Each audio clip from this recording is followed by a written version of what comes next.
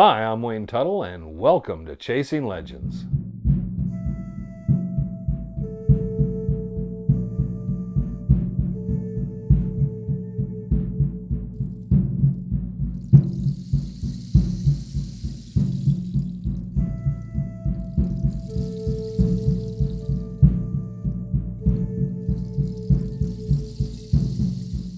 Welcome back to Chasing Legends. Please hit subscribe.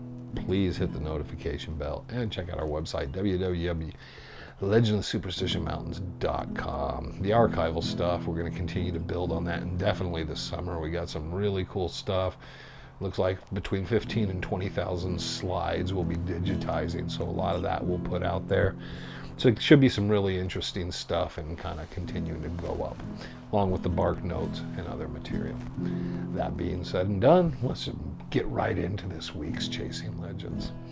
Sometimes we talk about the history, and then sometimes we talk about various things through the episodes, and then other times we talk about kind of anecdotes, personal stories in the mountains. And this is then more of an anecdotal story about being in the mountains.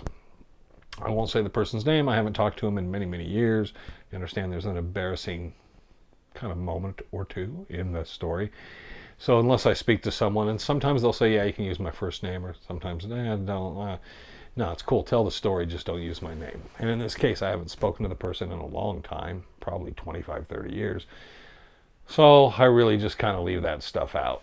To get into the story, we're a period of time. And someone asked, did I want to make a trip in the mountains? It's someone I'd been out in the mountains with a few times.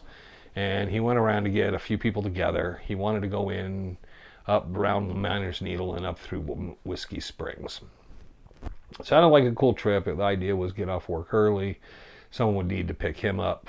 I think the whole reason he's asking people to go was to get a ride. And then we'd all meet around the Peralta Trailhead and we'd head in together. So it worked out perfect. We all ended up kind of pulling in the parking lot about the same time.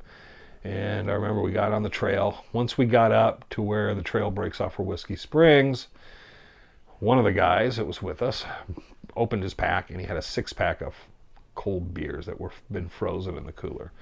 So each of us popped one. That tasted really good. And actually we started walking down the trail drinking that.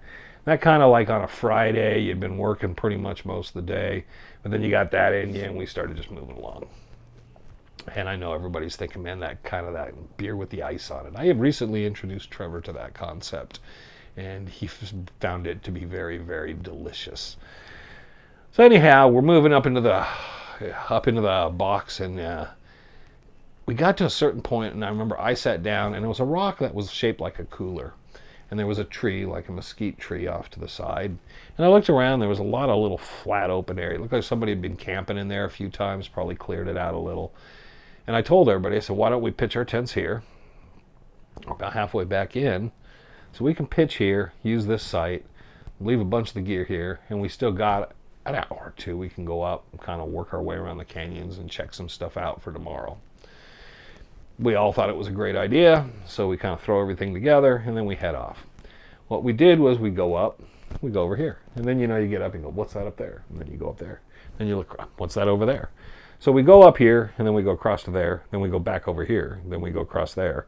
Then we go back here, and then we zigzag, and then come back over here, and then come back that way. So it was a constant change of direction of just everything like, well, what's that over there? Figuring we just might as well check things near camp. Sun starts to go down, and the consensus is, well, sun's going to be going down. We probably should head back. We figured we'd traveled, because of all the walking we did, considerable distance. Miscalculated that. So we thought, okay, we'll work our way down and we'll work our way out. It took us a little while. We got down. We're walking out, and we're just walking along, figuring, okay, we got a little ways to go, and then we'll run into camp. We're just talking. And then we just realized the sun's going down. Sun's went down. It's dark, and we realize we've been walking a long time. And we're like, we should have seen the camp. So we start looking for it on our right at that point, not seeing anything. And we get to a point where we recognized where we'd been earlier. And we're like, okay, we walked right by it. Well, what had happened was we weren't really that far from where we'd pitched the tents. We'd done so much zigzagging and backtracking, we were probably less than, a 16th of a mile from where we needed to. It was very short distance. But we didn't realize that, and literally we're just talking to each other and not paying attention, and walked right by our camp on the way out, not even looking for it.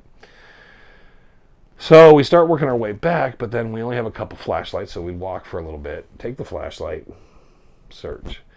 Turn the flashlight off, walk for a bit. There was enough moonlight to walk in, search. We ended up getting back into camp. It was after 10 o'clock. It was like 10, 11 o'clock. We were tired because we've been doing so much walk. And then that slow walking in, we're hungry. Got back in, started to cook. Nobody's in a bad mood. It was kind of like funny. But we realized, wow, we did a lot of overwalking.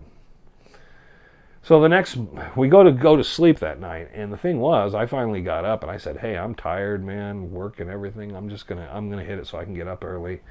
Good night. I went off to make sure I prepared myself for sleeping in all night. Relieved myself, got back to my tent, realized everybody else is already in their tent. Got at my tent. A lot of people realize this. You get out in the desert, that first night when you're gonna spend in the desert, sometimes the quiet and everything, you end up laying awake for a while listening, and just kind of, you gotta decompress for the night a little, because it's kind of that desert night listening to it. Not the same in the pine trees, the high country, because you can hear the wind in the trees and stuff, and it helps lull you to sleep. But in the desert, it's just that quiet in the night. It just takes a while. Well, it didn't take a while this time, because all I remember is I laid down, was thinking, man, I wonder what time we'll all be up. And then I just remember waking up, and there's a lot of sunlight, and I realized, wow, what time is it? It was about 8:30, which is, the sun's up and we're still like sleeping. There'd been enough shade and shadow over where we were that morning sun didn't come up and heat the tents up or anything, make us kind of get uncomfortable. We all get up, start putting the stuff together, and we start walking around, checking stuff out. The other two guys decide they're going to leave. They said, we're really tired. They kind of got in. We'll leave you some of kind of our water and stuff, but we're gonna hoof it out. All right. So we kind of walked with them a little ways and then started exploring. They took off.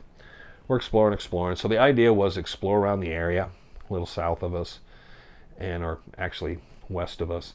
And then we were going to grab something to eat and then kind of head back to the area we'd been the night before. So we got back, we were getting back to camp, we grabbed something to eat, and we were so sore from the day before, and you're kind of tired, and it was just like, you know what do you think if we just headed back? Those guys maybe had the right idea. Yeah, you know what? Okay. So we decided to pack everything up, and we're going to head out, and we started down the trail. So it's Saturday afternoon, and we figure we'll get back probably after dusk, and it's not a big deal. But we're just taking our time. We even talked if we took too much time, there's a number of places we could stop and just pitch the tent or just sleep on the ground. Crystal Springs, someplace like that. But we realized, we're not in a hurry. But let's just kind of enjoy the trip out. So we're talking. So we get to this one spot, decided to take a break. There was this rock, and people recognized the idea. There was a rock with a bigger rock beside it, taller rock. And I sat down on it, was able to lean back with my pack, and realized I could just kind of release my pack into it and lean into my pack. And it kind of had a cushion effect. And I realized, man, when I go to get up, I can just slip up my pack and kind of like, I don't have to stand up. Oh, this is comfortable. So I kind of stretched out my legs and laid back, lit a cigarette. And I remember just laying there, leaning back and thinking, man, this is really comfortable. We're not going to leave for a bit because I'm going to enjoy this. This is relaxing. And there was a little breeze. And then suddenly out of nowhere, it sounded like this woman started screaming. And it's got this wailing. And I'm like, jumped up. My pack was partially on one shoulder. And I started tripping and falling over. I'm looking around. All I could think of, first thought, and this is like 30, 45 seconds, a lot of this is going to happen in, I'm thinking mountain lion, like that screaming mountain lions can do. And I'm looking around, and I'm like, I don't get it. And I look forward, and I see my buddy, and he's like staggering kind of weird, walking with his knees bent, kind of leaned out forward, kind of weird, and has this total like weird look on his face. And I'm thinking he's been shot. And I'm thinking, well, I didn't hear a gunshot. Oh, he got bit by a snake. And then it happened again. The screaming was him. It was this high pitch, like an opera singer couldn't even reach that. And I was like, holy crap. And he's in this weird bent, weird kind of like crippled. I'm like, today I would say he was like walking like a zombie. And I was like, what's wrong? What's wrong? And he couldn't even talk. He'd start to talk and it was like anguish. And just, and I'm thinking, I'm looking around because I'm thinking it has to be a snake. It's like, what the hell's going on? I'm looking at him and I'm looking around. So it takes a few minutes for this before he gets it out, and I look and I realize what it is when he sat down on the rock, there was kind of a little bowl shape or cut in it, and the pack rats or something had put a bunch of cactus in there. So when he had this 45 pound pack and he dropped onto this cactus spine that had all these needles pointing straight up, and in the back of his legs and his lower butt cheeks up into his butt, he'd rammed these things probably anywhere from a ½ inch to 3/4 of an inch into his body. And that created the high-pitched noise. So he gets up, I'm looking at him, I'm like, and I look, and he says, and he gets turned around and I look and I'm like, holy shit. It's like, man, what are we going to do? There's hundreds of these things. And it's like the whole width and about that far up. I'm like, oh my God. And I'm like, okay, we got to get you over here and kind of like start pulling some of this out. So I got him over, got him lay down and start pulling him out. And remember, cactus needles have barbs. So I'm pulling probably a 1/4 inch to a ½ inch of these out of him because he bedded them in them. And each time I pull one, he's jerking in his body, and some of it's involuntary, I'm sure. But and it's moaning, and I'm just like pulling them out. And I get so many, and then I'm like, hey, you know what? Rather than do these one at a time, because this is going to take hours, and because I got to wait every time for you to quit moving and then try to get another one, and then I got to jerk it out. And I said, maybe it'd be easier if you undo your pants, and then you pull your pants off, and we pull the pants back, and we can get a majority of them off of you, and then we can pull them out of the pants, and that might be less painful, just one painful moment. He agrees. We do that. It probably pulls 60% of them out. But then the problem, because I look at him and he's got red dots and all this, and you can see through his underwear. And the thing, some of them are embedded, so only very small, like 1/8, 1/16 of them are sticking out. They've either broken off in him or what. And he's like, how bad does it look? And I'm like, oh man. So we try to pull some again, but the problem now is after all the pain and just the jeans wasn't so bad. He didn't scream or yell. It was just kind of, you could tell he just gritted his teeth, and we got a bunch of that off. So I said, we're going to have to get him out. Well, he keeps jerking and he's like, and then we're stopping each time. And it's like, man, it's taking a minute or so for each one. And we got probably 30, 40, 50 of these suckers to go. So I finally said, you know what you need to do? You need to get down. We'll put your sleeping bag down. You lay face down on it. And then I can kind of put my feet on you. So even if you're jerking, at least you're not jumping out of the way and I can pull it out, because I didn't like the idea that he's like taking off and I'm pulling this thing out and he's like freaking leaning or taking it. So it's like, okay, all right. So we start doing that, but they're stuck into the underwear too. So I said, okay, just pull your underwear down. We had to pull them out, pull them down. So now he's bare-assed, facing down. I got a foot in the small of his back and a foot behind his knees. And then I'm leaning down. I got those Twizzlers. Remember, I don't know if they have them anymore. The tweezers used to be like little scissors. I had those in my kit, which if I wouldn't have had those, we would have been there today pulling the needles out. So I'm sitting there, and I was taking some cold water and pouring it, and it's getting on his sleeping bag. But the idea was trying to give him some relief. He looks like someone with a massive case of measles or chicken pox, and there's blood coming out, and you see these little things, and you're looking at it, and it's like, holy crap, because he's bugged. A couple of them I pulled out. I pulled that much of a cactus needle out of his ass. I'd refrain from using that word the whole time. So as you can imagine, we're doing all this, and then next thing I know, I don't hear anybody, and I'm leaned over, and I'm smoking a cigarette, and I pull one out, and he just does like a weird kind of like planking thing there. Today we call it planking, and I pull it out. And I do that, and I look over, and there's these 3 people, I think it was 2 guys and a woman, standing there with their mouths open, watching me standing over with my feet on this guy while his bare ass is showing with these tweezers pulling stuff out of his butt. And they just kind of just stared, and then they went off the trail over to the side into the bushes, and I could hear them working their way around. So who knows what they were imagining was going on. It took us a good 2 hours, 3 hours to get all those out. And even then, there was a couple times we had to stop. He had to pull his pants back down, and he would take his hand and say, okay, there's one right here, because he kept feeling them poke. And they were embedded so deep that when they were brushing against something, he was feeling it deep. We got most of it. He got in the car. He basically had to lay down, face down, because he couldn't sit still. He was so miserable. I don't think he went to work for a few days.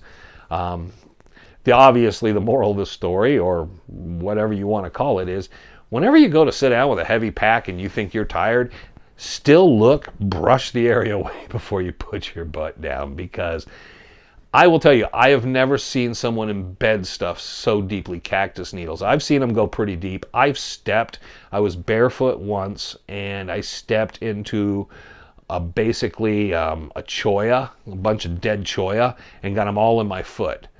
And none of them, they were in maybe 1/8 of an inch. It was painful, extremely painful, but it was nothing like this.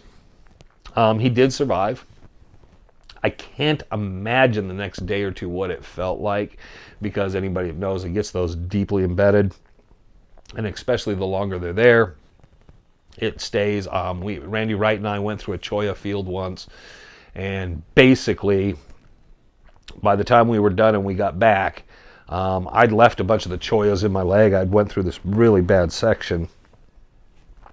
And once I got them all pulled and stuff, I think it was a good 3-4 months before they healed, but they would itch constantly because from the cactus, I'm not going to call it poison, but it's similar to that. You have a reaction to it. And I had the red dot. It looked bad for a month or 2 at least. Anyways, I'm sure his was totally miserable, and the fact that it was on his rear, I'm sure was even worse. So there you go. And I think this happened around 89, 90, 91, somewhere around there.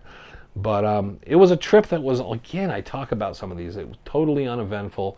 Something that it really didn't matter or mean much of anything. It was just those trips that I enjoyed going in the mountains. But something always happens. Rarely does there a trip, and there were trips but rarely does something happen and there's just something not notable for the trip. I guess that would be notable, the one trip that nothing happened.